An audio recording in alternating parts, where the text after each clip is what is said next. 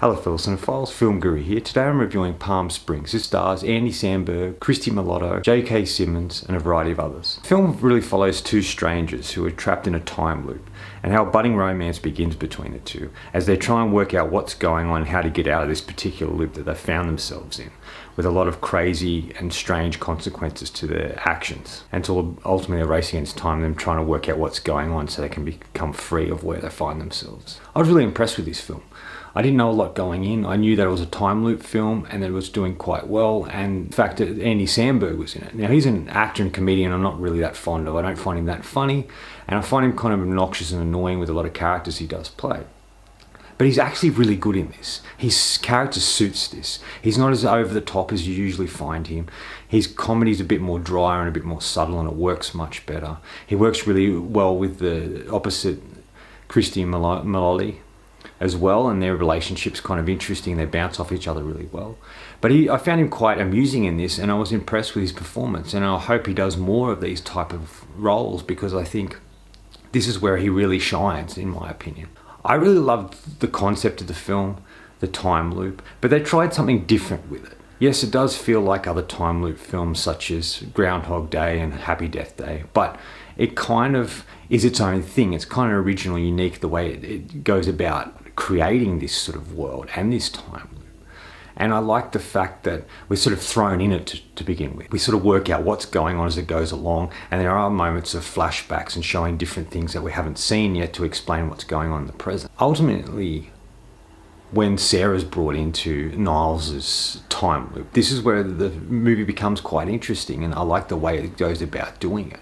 And with her introduction to it, she's navigating it as he is. He's been in it a lot longer than she has, but they're sort of trying to work out what's going on. They try and enjoy themselves in the moment and have a bit of fun with it to begin with, and then it starts to take its toll, and I kind of like that. I kind of like that she ends up being the eyes into the world, that we're seeing what's going on, and that we follow her in parts. We have scenes with him, and then we have scenes with her to show alternate things that transpire in the same sequence. And I really loved that. I thought it was really impressive and found it really engaging.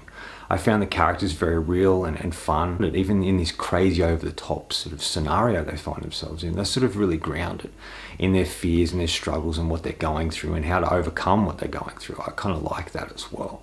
There's a lot of funny moments throughout it, some really comical moments, especially with Andy Samberg, who just sort of appears in scenes that adds a lot of humour to this sort of dramatic moment or whatever. I really like that. Christy Milotto, I don't know a lot about her. I'm not quite familiar with her work, but I thought she was really great here. She's funny, she's entertaining. She can play dramatic scenes really well, and she just has this sort of energy and a feel about her that really glows on screen, and I was really impressed by her performance. J.K. Simmons is in the film just for brief moments, but he's very funny and serves an interesting purpose within the story. I like the way it was filmed. I like the way they tried to explain the time loop but not get too weighed down by explanation, but explaining it enough. And just how they sort of try and work out how to get out of it, and what they have to do and the extremeness they have to follow to do that, and I like that as well. It was very entertaining. It was a great romantic comedy in many ways. It was doing something different with a genre we've seen many times. There was a lot of surprises and shocks in it, especially things that transpire and how he's found himself alone in this for so long, and then when Sarah appears in it, it sort of gives him purpose. It starts to make him feel okay and happy again, that there is someone else sharing in this thing that he's struggling with. And he gets so comfortable in there that there's a lot of fear in him of trying to get out of there. And he's never really thought about trying to break free of it. He's just accepted that, and this is his life and he can't do anything about it. I just found it a really engaging and fun film. One of the best films of the year. It's definitely going in my top 10. I was really impressed by it. It's a film I'll go back to time and time again because it's a good, fun story. And I was just really impressed by it. I highly recommend it if you haven't seen it. Final thoughts. To me, the film's really talking about how sometimes we get stuck in things and how we get comfortable in situations we find ourselves in, and we're fearful of trying to get out of them because it feels so comfortable, warm and safe there that we might piss and moan about it, but we're not willing to do something to get out of it. And I think that's what this film looks like, what's outside of our comfort zone.